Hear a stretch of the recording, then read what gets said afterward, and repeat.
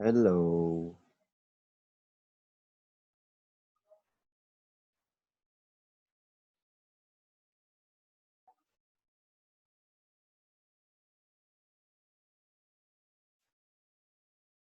Halo, Miss Lizzie.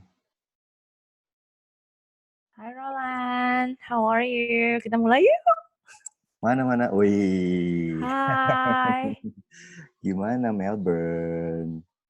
Baik-baik aja. Kita nih hari ini ada berapa orang nih? Banyak banget. Ada Fikri. Ini Fikri nih. Fikri mana nih ya? Ini Fikri yang gue kenal nggak ya? Fikri yang itu. Yang dari games bukan? Bener.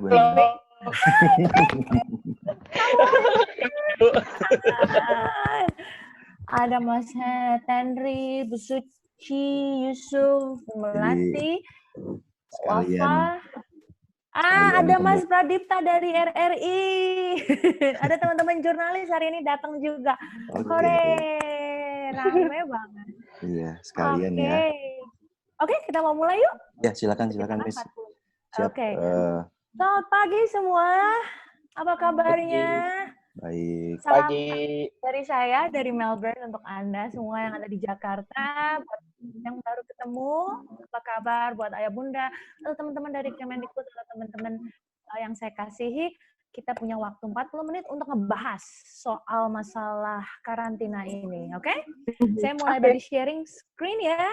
Teman-teman yang lain nanti ada sesi tanya-jawab, tapi untuk sekarang kita offin dulu, give me time, cuma 20 menit aja dikasih sama Mas Roland, teganya, dikasih 20 menit aja, habis itu kita mulai tanya jawab. Oke, Mas Roland. Siap. Iya, Mas Roland, anaknya dipanggil-panggil tuh, tolong dimatiin. Iya, siap. Teman-teman udah bisa lihat semuanya? Oke, sudah bisa. Saya? Mantap. Bisa. Kita mulai yuk. Aku udah buka dari nomor 1. Oke. Jadi banyak pertanyaan nih, Bapak Ibu.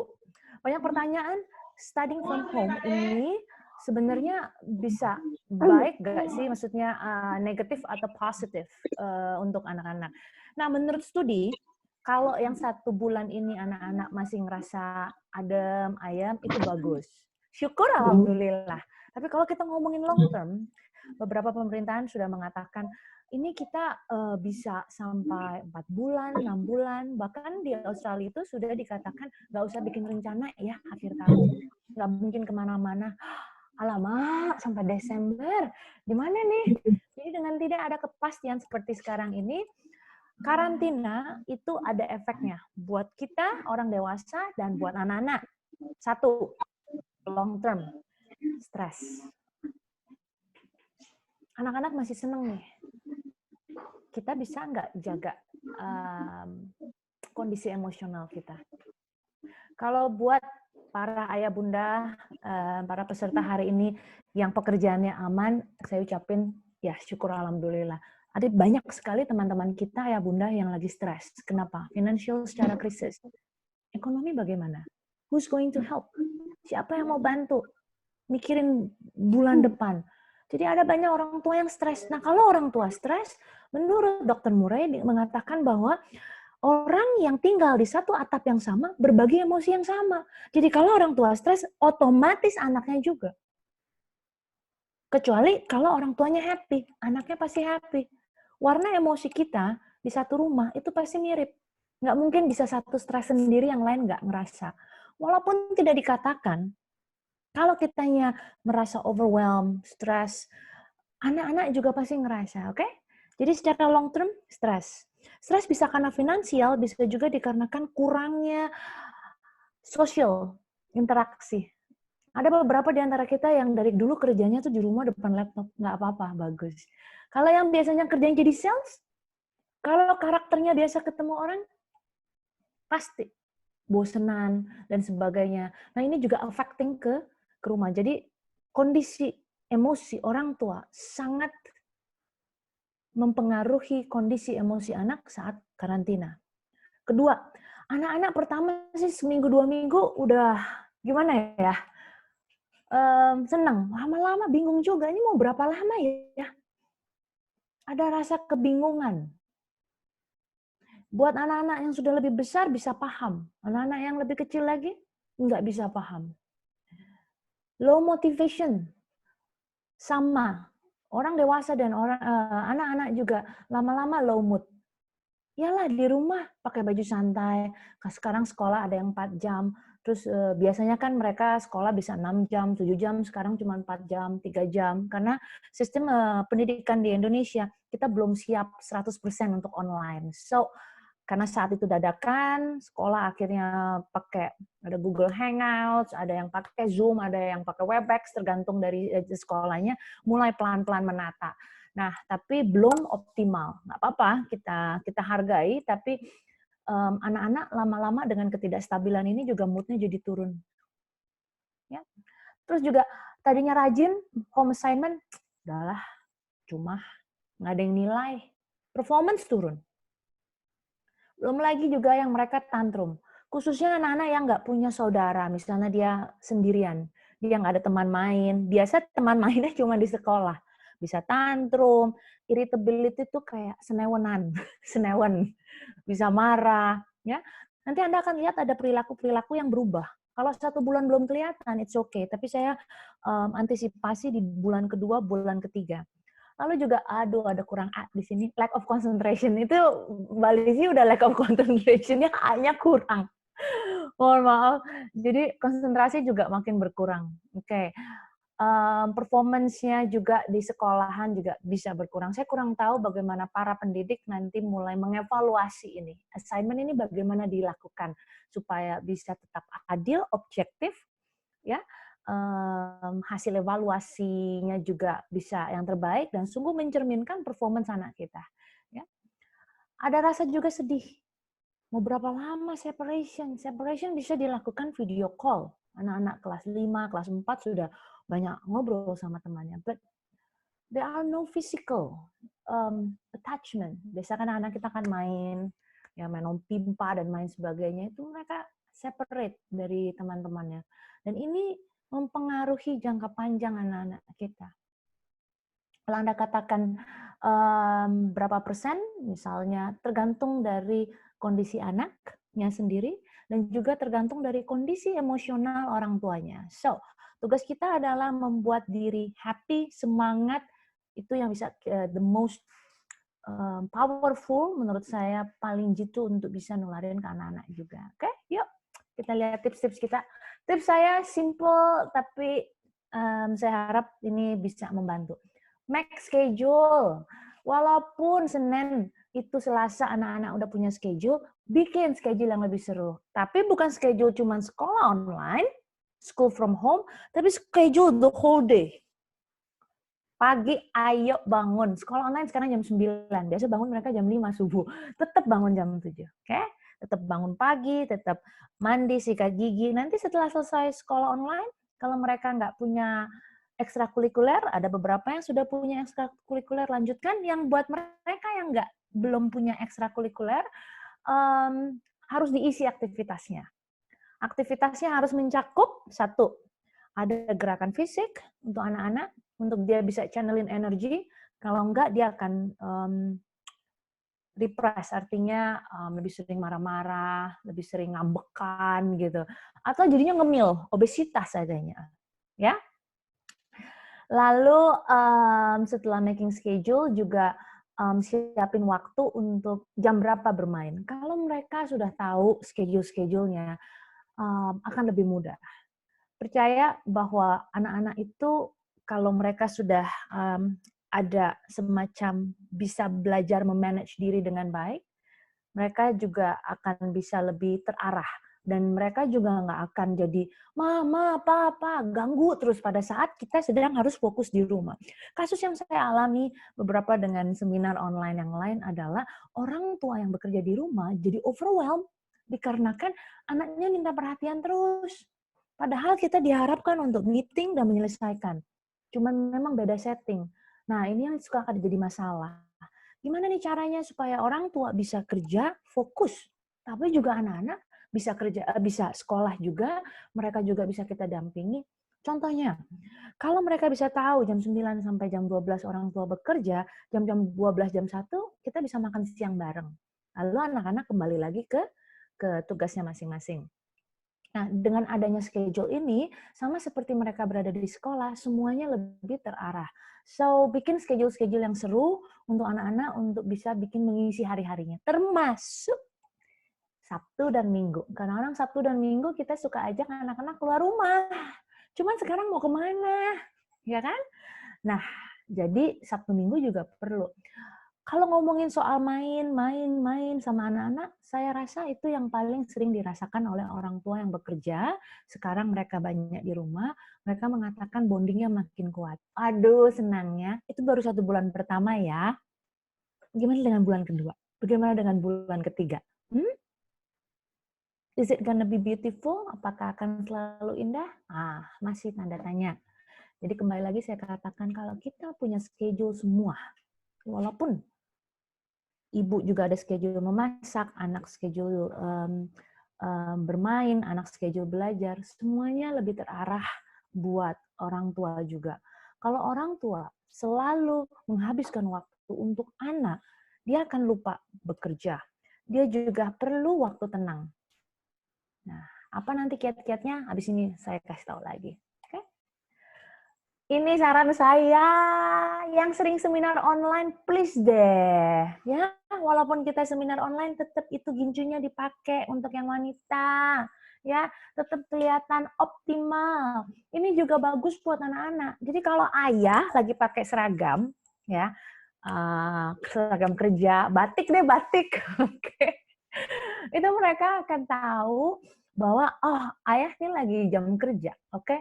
Jangan pakai celana pendekan terus. Awal-awalnya bagus, tapi itu akan mempengaruhi psikis kita juga. Kalau kita biasakan 9 to 5, yang biasa kerja 9 to 5, pakai outfit office, percaya, semuanya sudah tahu pada tempatnya. Istri yang biasanya di rumah juga nggak akan, ayah tolongin dong, buangin sampah ini, tolongin. Dia akan tahu bahwa ayah itu lagi 9 to 5 is working. So this is good. Saya saranin dan saya sendiri sudah mempraktekkan, kayaknya tiada hari saya, apalagi yang meeting itu belakang rumahnya itu kadang-kadang ini untuk orang tua ya, ranjang kamar tidur. Oh, wow, don't. Cari ruangan apapun juga yang kira-kira bisa membuat setidaknya kita lebih produktif. Misalnya meja makan boleh. Nah, caranya gimana? Kalau meja makan hari itu lagi jam 9 sampai jam 5 kerja, orang tua kerja di situ, kita fokus misalnya. Boleh juga pakai earphone supaya bisa fokus. Itu ada beberapa music yang bisa bikin fokus. Anak-anak juga bisa. Kebayang nggak kalau kita punya satu meja makan besar, kita harus berbagi. Istri kerja, duduk di sana. Kita kerja di sini, adik juga kerja di semua meja makan. Boleh, tapi use earphone misalnya untuk mengurangi distraksi. Oke? Jadi jangan lupa Senin sampai Jumat pakai wearable office dress. Nah, ini saat yang terbaik untuk anak-anak untuk melatih literasi. Sekarang belanja bulanan sudah mulai berkurang dong, karena kenapa? Karena kan kafe udah nggak ada, udah jarang hangat kan, ayah bunda. Jadi sekarang uangnya sedikit bisa disisihkan untuk beli bacaan buku-buku atau dari YouTube atau dari audio podcast, apapun itu. Ini juga bagus buat ketika, ayah, bunda, aku udah selesai, mau ngapain lagi? Mainan sudah habis semua. Kertas 1 rem sudah habis.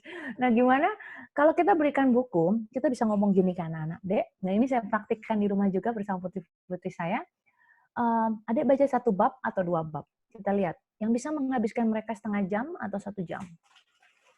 Setengah jam, 1 jam, ketika mereka baca, kita sudah diberikan 1 jam ketenangan setidaknya. Dengan 1 jam mereka selesai, Bunda, aku udah selesai. Oke. Belum selesai. Sekarang tugasnya apa? Bikin summary. Coba cerita. Kalau misalnya dia cerita, dia bisa melatih lancar verbal skill dia. Kalau misalnya mau diajar menulis, coba ditulis summary-nya, itu juga. Habis itu kita nilai. Nah, itu sudah sangat memberikan waktu buat ayah bunda tuh setidaknya untuk fokus kepada hal lain. Tapi anak juga tetap diawasi, tetap disupervisi, namun tidak wasting terlalu banyak waktu untuk mereka. Karena saya yakin ayah bunda juga pasti memiliki pekerjaan masing-masing. secara keseharian. Ini bagus untuk melatih verbal activity anak. So invest in books. Baca buku. Oke? Kalau misalnya buku udah banyak, apa? Baca koran. Why not? Anak-anak sekarang sudah boleh baca informasi yang dewasa namun juga sesuai dengan kontennya. Mengapa tidak? Siapa tahu di antara mereka ada yang tertarik mungkin dengan politik atau ekonomi, ya. Apalagi ini untuk anak-anak yang sudah lebih besar. Ini juga meningkatkan rasa dia punya pola pikir. Nah, kalau ditanya buku cerita macam apa? Kalau Mbak Lizzie sih nggak masalah komik. Cuman kalau bisa kata-katanya aja yang tak ada gambar, itu bisa melatih imajinasi. Buat anak-anak SD sama SMP, itu juga kalau kita berikan artikel koran atau artikel gitu, Dek, coba baca artikel ini. Artikelnya jelimet gitu, apalagi tentang ekonomis. Mereka akan baca. Waktu bikin summary atau bikin rangkuman, nggak nyangka loh. Pada saat kita bikin rangkuman itu, anak-anak harus belajar komprehensif. Mereka harus belajar analisa berpikir, logika berpikir. So there's a lot of things. Di meja makan juga bisa sambil makan gitu. Ayo Dek, baca apa tadi? Oh ya Ma, aku baca gini. Diskusi bisa terjadi. Okay? Tips keempat, ini saatnya juga bahwa kreativitas bisa ditingkatkan. Logika dan matematika sama pentingnya dengan kreativitas. Banyak para saintis, juga para pengamat pendidikan, para pakar pendidikan, itu mengatakan bahwa sudah saatnya matematika, literasi juga sejajar sama kreativitas. Jadi ini juga saatnya kita bisa membuat kreativitas untuk anak. Kreativitasnya apa? Dimulai dari hal kecil, YouTube, yang ikut-ikut gambar, belajar art and craft. Tapi saya ingin menantang ayah bunda untuk lebih tingkatkan lagi, di-upgrade lagi kreativitasnya. Misalnya, untuk anak-anak yang misalnya sudah 5-6 tahun, mereka punya hobi, bikin draft proses. Misalnya, Dek, kamu mau bikin apa? Misalnya dulu tuh suka ada zaman Lumben. Saya nggak tahu Lumben sekarang udah masih populer nggak ya. Lumben atau apa. Kita bicarakan apa yang mau dihasilkan, dan juga kita create excitement ya. Okay? Misalnya, anak-anak kan suka ikutan bikin coklat dalgona, kopi dalgona, apalagi tuh yang dalgona. Ya. Selain bikin dalgona, tanya sama mereka, apalagi yang bisa kamu lakukan selain lihat dari YouTube, Dek? Kamu hebat, minuman kamu enak, makanan kamu enak, pancake kamu enak, but then what else that you can add? Oh, aku bisa bikin pancake, Mam, gitu, lihat dari YouTube. Pakai strawberry, kenapa nggak pakai blueberry? Gimana kalau pakai kismis? Tantang terus untuk mereka bikin resepi sendiri. Dimulai dari ikut-ikutan, lihat-lihat, and then bikin sendiri. Lalu yang kedua adalah buat mereka yang suka ngegambar, jangan ngegambar ngabisin kertas doang, Dek. Itu namanya tidak terarah. Jadi kenapa nggak bikin cerita jagoannya? Jadi kita bikin draft. Halaman pertama ini, halaman kedua ini. Jadi ada satu hasil dari kreativitas itu bukan sekadar ngabisin waktu yang tidak terarah. Yang suka gambar foto, yang suka art and craft, ya, selain ngelihat juga belajar, kita tantang lagi bikin scrapbook. Jadi bikinnya bukan cuma per daily, tapi bikin kayak long term project gitu. Yang nggak akan selesai sehari. Kan lumayan. Kalau nggak kita pusing juga ya, 1 minggu ngapain ya? Tiap hari harus berpikir keras. Jadi bikin projectnya sedikit long term. Album-album diberesin.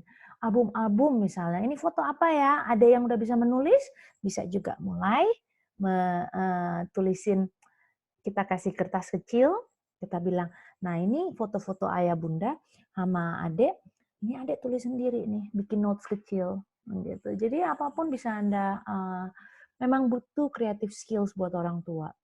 Dan tantangannya buat orang tua yang tidak punya atau cukup rendah creative skill-nya. Mereka suka ngeluh kepada saya, Mbak mau diapain lagi ya Mbak? Mbak mau diapain lagi? Tapi jadi pada intinya adalah mereka menciptakan satu kreativitas. Lego, oh Lego udah pada bikin nih, ada yang bikin kapal. Distract tuh adanya dicabutin lagi, habis itu dibikin lagi yang baru. Dan kali ini bebas, bikin satu struktur baru. Oke? Yang kelima, ini dia, anak-anak penting penting sekali untuk selalu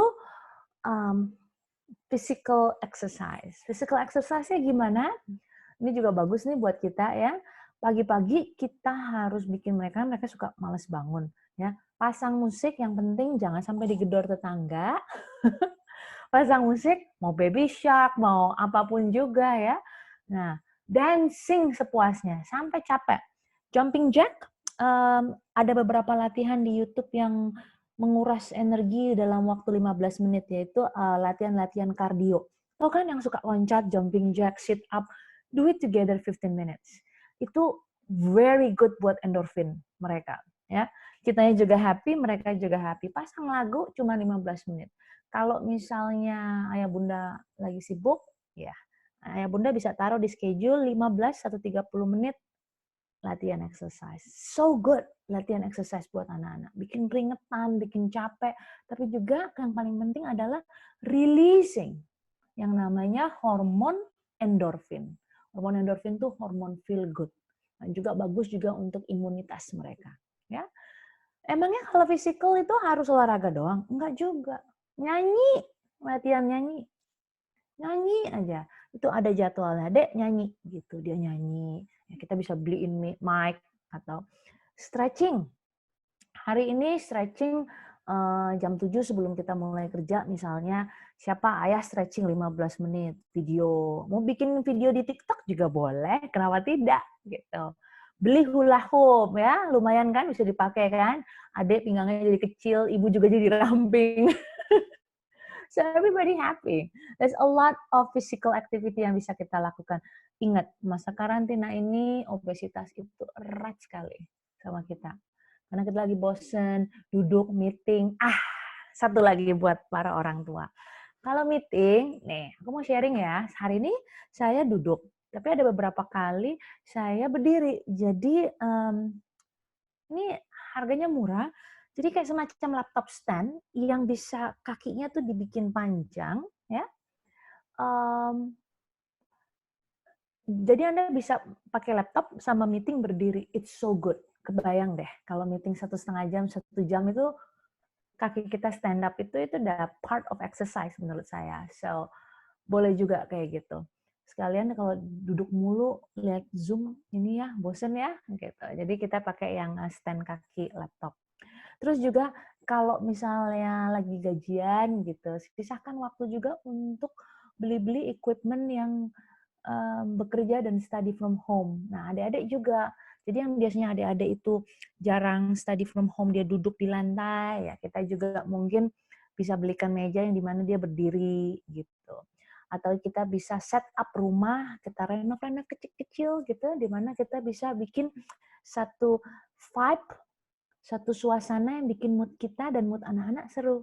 Contohnya, di meja makan udah kayak apa ya? Ada makanan, laptop, buku, numplek semua di meja makan. Gimana caranya? Bunda bisa beli taplak, ya oke. Taplak kita bisa taplaknya misalnya taplak hijau itu untuk kalau lagi apa, taplak kuning misalnya atau yang warna corak untuk itu kasih kita vibe baru. Kapan kita kerja, kapan anak-anak study, kapan mereka bisa main. Anak-anak juga kalau sekolah, ini tuh di ekstrim ya, saya nggak bilang dia harus pakai seragam sekolah, tapi idenya bagus juga loh kalau mereka pakai seragam sekolah. Mama ngapain pakai seragam sekolah? Pakai aja deh, itu psychologically mereka akan stay fokus gitu. Kalau kita pakai celana pendek gitu ya kan ya, kadang-kadang bawaannya buat tidur. Jadi anak-anak juga tetap harus tampil rapih pada saat mereka study from home, Senin sampai Jumat. Oke? Tips ke-6. Nah, total kalau nggak salah ada 7 tips ya. Setelah ini saya buka tanya jawab. Oke, increase serotonin level biar anak-anak nggak ngerasa sedih juga di rumah jauh dari teman-temannya. Bikin gratitude note setiap hari. Notes, toples, jar, ya. Anak-anak disuruh tulis setiap malam. Misalnya, aku terima kasih sama ayah, hari ini ayah temenin aku main. Tapi besok ganti. Setelah itu kita lipat, masukin semua. Besok misalnya bilang bahwa hari ini aku seneng deh gurunya bagus gitu, atau gurunya enak banget gitu. Ditulisin, semua dikumpulin, awal-awalnya susah, nanti lama-lama Bunda akan lihat bagaimana proses kognitif atau proses berpikir anak berubah menjadi satu, lebih positif. Mereka tidak lagi melihat situasi dengan suram, tapi mereka bisa mencari opportunity. Jadi gratitude note sebenarnya melatih kognitif kita untuk bisa melihat optimisme dan kesempatan di dalam kesempitan, di dalam waktu sehari-hari yang mungkin dianggap membosankan, dan rutinitas gitu. Kalau yang bisa terekspos sinar matahari, bagus. Paling nggak 10-15 menit. Jangan siang ya, nanti gosong. Terus yang terakhir, ini untuk meningkatkan oksitosin mereka. Oksitosin itu rasa sayang, senang, rasa percaya, ya. Give your children acknowledgement. Adek bagus. Ada anak-anak yang suka pelukan, mau bangga deh sama kamu, peluk. Lebih banyak peluk, nggak ada salahnya. Kedua, pujian. Ketiga, thank you notes. Setiap pagi kita bisa tulis, adik terima kasih ya. Kemarin adik itu sangat membantu mama pada saat mama atau sama ayah itu lagi meeting. Jadi adik itu behave well, adik itu bisa tenang, baca buku pada saat ayah lagi meeting. Nah itu terima kasih ya, bisa. Terus ada gambar-gambar kecilnya. Jadi kita pakai sticky notes. Oke. Atau terima kasih ya dengan cara bikin kue ya. Sekarang tiba-tiba produktivitas memasak sangat tinggi, saya perhatikan. Sweet treats ya, atau bisa bikinin mereka makanan favorit, kue favorit, dan terakhir bisa juga mereka yang pilih. Misalnya Netflix lagi ngetren banget misalnya. Oke deh, boleh nonton Netflix pilihan adek, atau nonton Disney Channel, ayah nemenin 15 menit misalnya. Ya, jangan sampai 1 jam juga gitu. Jangan lupa pesan saya adalah di akhir sesi ini, sebelum kita masuk tanya jawab adalah ingat ya, ayah bunda itu perlu memperhatikan kondisi emosi ayah bunda sendiri. Sayang anak boleh, tapi ayah bunda juga harus butuh tenang, konsentrasi saat bekerja, hadir untuk anak. Jadi work-life balance itu tetap harus ada. Oke? Alright. Nah, sekarang saya serahin ke Mas Roland. Mas Roland dinyalain speakernya. Kita tanya yuk, ada pertanyaan-pertanyaan. Atau kalau nggak langsung di chat juga boleh. Ya, siap. Di chat boleh ya?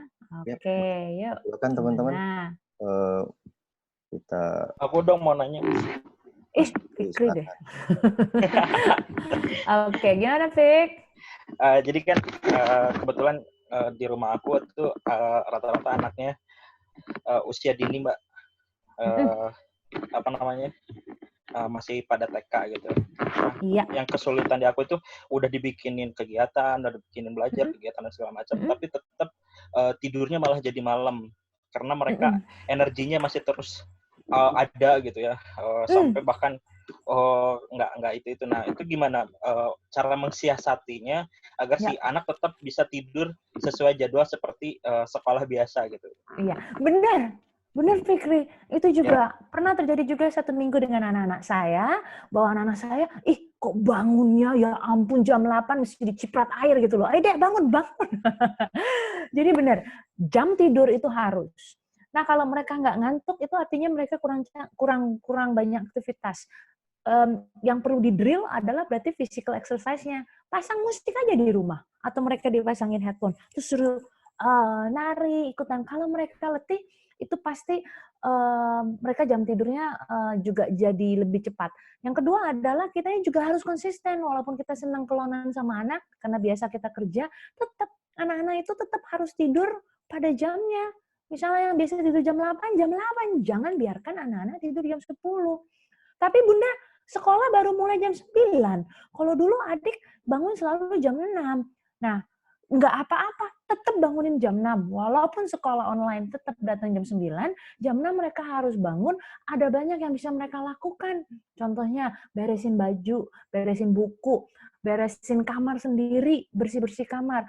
Jadi tetap orang tua harus jaga manage jam hari-hari anak seperti sebelum sekolah online. Oke? Gitu kalau bisa ya, Fikri ya. Semoga membantu. Ada lagi Oke, teman-teman terima kita? kasih, Bu. Ya. Dari chat gimana dari chat? File materi bisa di-share. Aku nanti share ke Mas Roland yang PDF-nya ya. Siap. Thank you. Oke. Ya, Yuk, ada lagi? raise Bunda hand nih. dulu. Mana nih? Raise hand. Raise hand. Kita tuh kalau nggak salah tuh ada reaction loh. Aku kasih lihat. Tuh ada begini. Reaction. Cuman reaksinya cuma 2. Nah ini ada pertanyaan di chat nih. Apa yang bisa dilakukan orang tua untuk melepas stres dalam kondisi punya anak berkebutuhan khusus, mengurus anak sendiri dan juga bekerja dari rumah? Thank you. Nah, buat teman-teman yang punya anak special needs, saya terus terang ini emang sulit. Nggak ada jadwal yang bagus nggak ada jawaban yang bagus untuk Anda. Apalagi Anda setidaknya pada saat kalau punya daycare kan bisa taruh anak-anak di sekolah khusus, misalnya saat itu special needs ada terapisnya dan sebagainya. Sekarang kita nggak bisa. Kalau tips dari saya adalah scheduling sih, tetap harus ada. Schedule kira-kira kapan kita punya waktu sendiri, kapan bisa waktu untuk anak. Please cari support. Yeah. Kalau nggak suami, ada private tutor yang memang kita bisa percaya, tetap harus datang. Ada. Atau juga kita bisa minta kerabat yang bisa membantu kita, karena kita tetap harus bekerja, kita juga tetap perlu, kalau kita bilang tuh menjaga kondisi, pikiran, dan emosi kita. Gunakan resource yang ada. Schedule itu sangat membantu buat bunda-bunda yang punya anak yang special needs. Karena it's not easy to be with them 24 jam sehari. Oke, ada lagi teman-teman raise hand dulu. Iya, ada yang pasangan nih, Bu Selfie. Ini ayah bunda ya? Hai. Aduh, kompak banget sih, so sweet. Kemana pasangannya yang lain? Aku ada tuh. Ayo. Aku juga ada di videonya sendiri. Oh, di videonya sendiri. Oh, gitu. Oke, salam juga buat istrinya Fikri yang bisa datang hari ini menyimak. Saya salut sekali buat para orang tua karena untuk menyisakan waktu sedikit untuk belajar sama-sama itu sangat bermanfaat ya. Kalau belum ada yang nanya lagi, aku mau nanya deh lagi. Oke. Fikri terus nanya ya. Boleh juga di minggu depan kita bikin Fikri jadi moderator ya, Mas Roland. Sudah dijadwalkan, Miss. Aduh. Gimana, Mas Fikri? Kalau misalnya ini kan banyak selalu yang tanya ke saya gimana caranya kalau misalnya kita gemes gitu, anaknya nggak bisa diatur lah atau misalnya anaknya terlalu aktif, nah kitanya sendiri gimana caranya untuk lebih bisa bersabar gitu untuk menghadapi anaknya itu. Gitu. Ada tipsnya. Yang pertama, anak bangun jam berapa? Misalnya jam 6, jam 7 ya. Orang tua yang memang tipikal, misalnya kayak Miss Lizzie yang sangat aktif, itu benar-benar harus nyisain waktu sejam sebelum. Jadi artinya kalau anak-anak bangun jam 7, saya bangun jam 5. Kenapa? I do meditate, berdoa dulu, stretching dulu, ya, bikin plan dulu. Kadang-kadang kan kalau suka chaos gitu, kita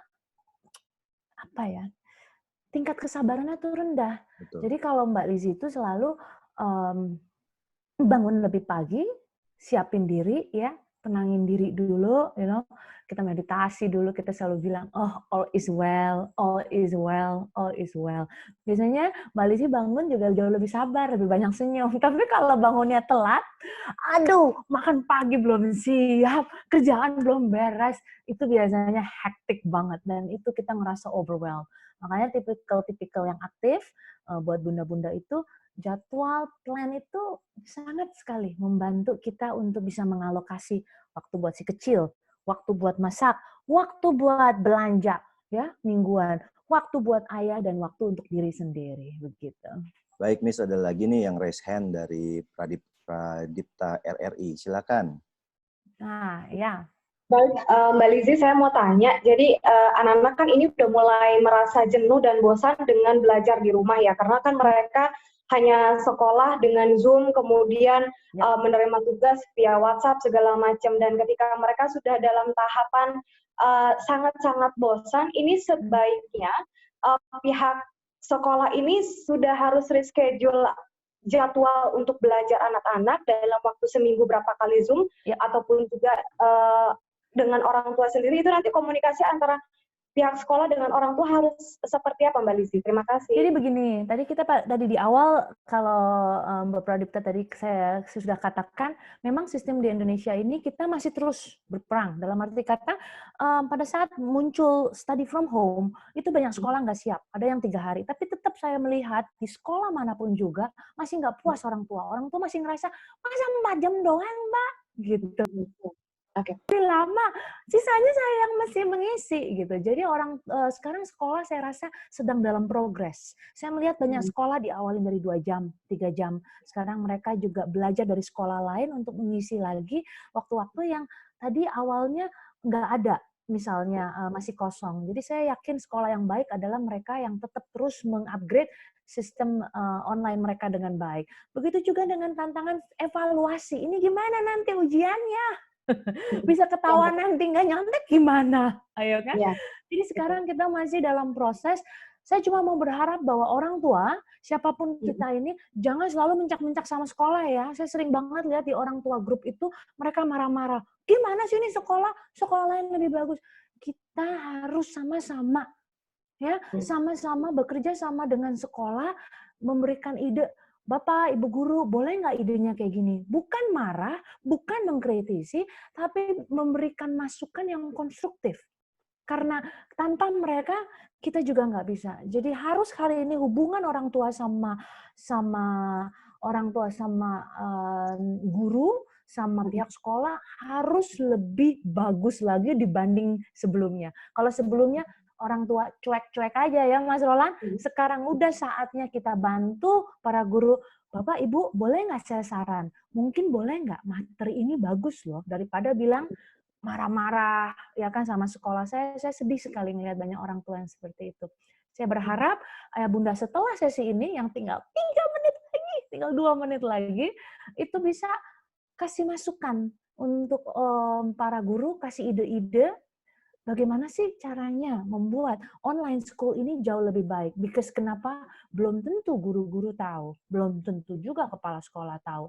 Tahu dari mana? Mereka akan sangat terbantu tahu dari orang tua yang proaktif seperti orang tua yang hadir pada hari ini. Yang tadi nontonnya lagi di mobil, hati-hati ya, jangan sampai nabrak loh. Bener. Karena aku lihat ada yang di mobil. Miss Lizzie, thank you banget ya, waktunya udah bisa sharing di kelas bersama. Thank you, stay healthy di sana, stay safe, stay at home. Buat semuanya, teman-teman juga thank you banget. Join lagi nanti di kelas bersama selanjutnya. Thank you, Miss Lizzie. Ya. Bye. Teman-teman, saya mau lihat juga ya. Kasih senyumnya yang bagus buat saya mau foto. Kasih senyumnya. Alhamdulillah. Yeay. Terima kasih.